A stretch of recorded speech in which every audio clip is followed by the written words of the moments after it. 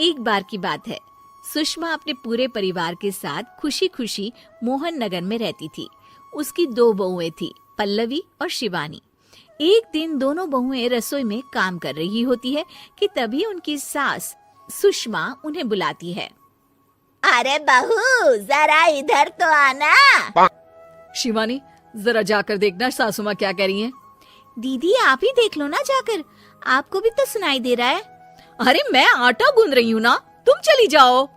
हाँ तो मैं भी तो सब्जी काट रही हूँ ना दीदी। अरे बहू जल्दी आओ। ओह, ये तो जाएगी नहीं, मैं ही जाकर देखती हूँ कि क्या करना है। पल्लवी सुषमा के कमरे में जाती है। जी मम्मी जी, क्या हुआ?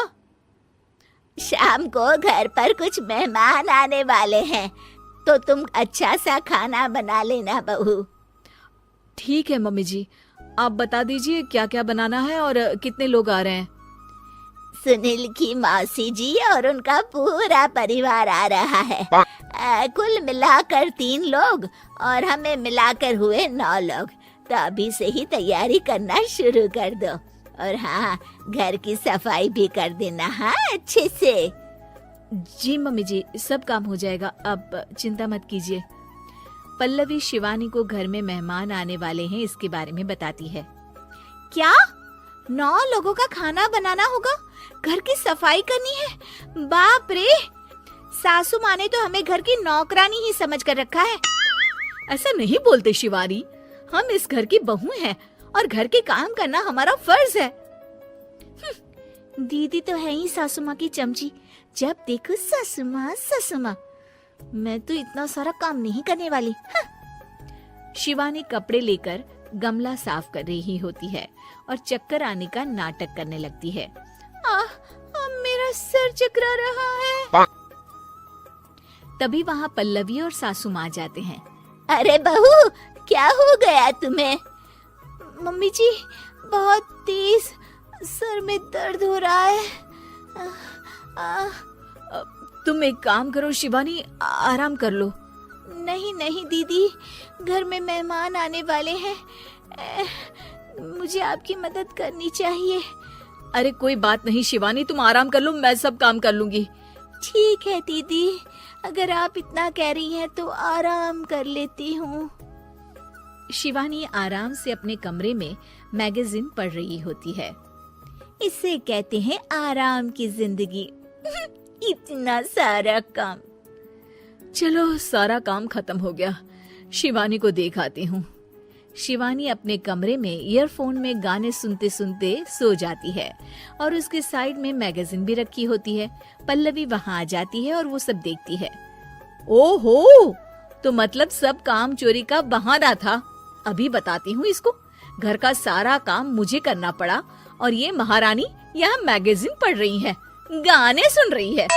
पल्लवी रसोई से एक प्लेट और चम्मच लेकर आती है और शिवानी को थाली बजाकर उठाने लगती है। शिवानी अचानक से उठती है।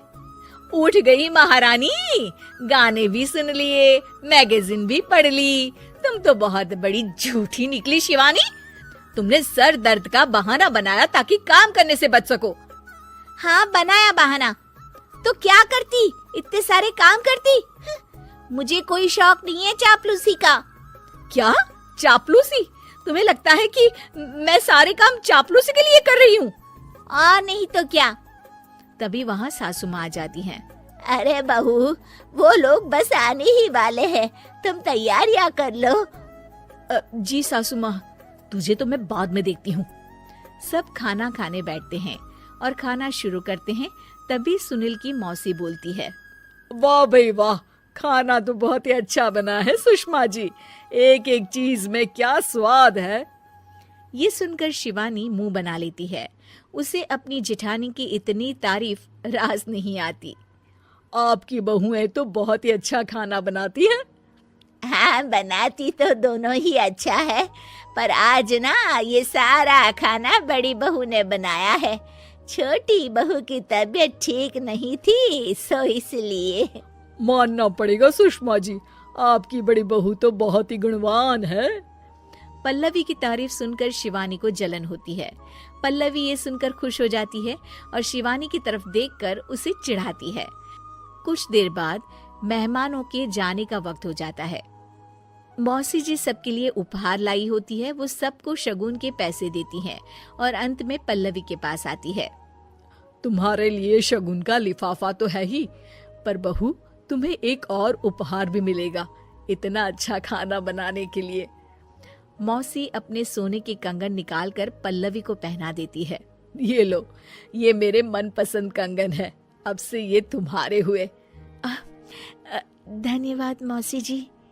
ये देखकर शिवानी तो पूरी तरह से जल जाती है और गुस्से से रसोई में चली जाती है। तभी वहां पल्लवी आ जाती है और उसे अपने कंगन दिखाने लगती है।